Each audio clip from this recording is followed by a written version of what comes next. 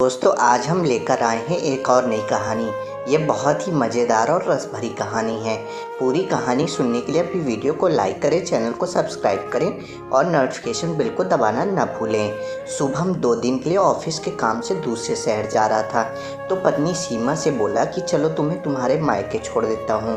अकेली यहाँ घर में रहकर क्या करोगी और तुमको अकेले घर में डर भी लगता है। रीना खुशी खुशी तैयार हो गई। मायके के घर का दरवाज़ा खुला था। रीना के मम्मी और पापा खाना खा रहे थे। उनके थाली में सूखी रोटी थी। हाल चाल पूछने के बाद रीना ने अपने पापा से कहा, आप तो कभी सूखी रोटी नहीं खाते थे तो आज क्यों? पापा ने कहा, बेटा कभी कभी खा लेनी चाहिए, इसका भी अपना अलग ही मज़ा है। रीना ने अपने पिता की आंखों में लाचारी देख ली थी। उतने में रीना की भाभी बाहर आई और चेहरे पर झूठी मुस्कान सजाकर पूछने लगी, ननद जी रहने आई हो? रीना ने कहा, भाभी मेरे पति 2 दिन के लिए दूसरे शहर जा रहे हैं तो मैं घर पर अकेली पड़ जाती तो मैं यहाँ आ गई। भाभी कहने लगी, बैठो तुम्हारे लिए पानी लेकर आती हूँ। रीना अपने माता पिता के खाए हुए बर्तन समेटने लगी। फिर वो भैया से मिलने अंदर जाने लगी। बर्तन किचन में रखकर वो भाई के कमरे की ओर चल पड़ी तो उसे भाई और भाभी दोनों की आवाज़ सुनाई दी।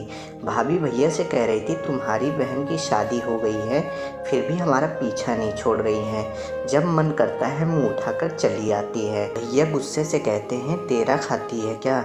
यहाँ नहीं आएगी तो कहाँ जाएगी? तो भाभी ने भी गुस्सा होते हुए कहा, बस अब मुझसे नहीं होती तुम्हारे खानदान वालों की सेवा। तुम्हारे माँ बाप को संभालती हूँ, उन्हें खाना देती हूँ, यही एहसान समझो। भैया और भाभी की बातें सुनकर रीना सन्न रह गई। उसकी आवाज़ तो उसके मुंह में ही दबकर रह गई और वो उल्टे पांव वापस होने लगी। रीना फ़ोन पर झूठ मूठ की बात करते हुए बाहर निकली।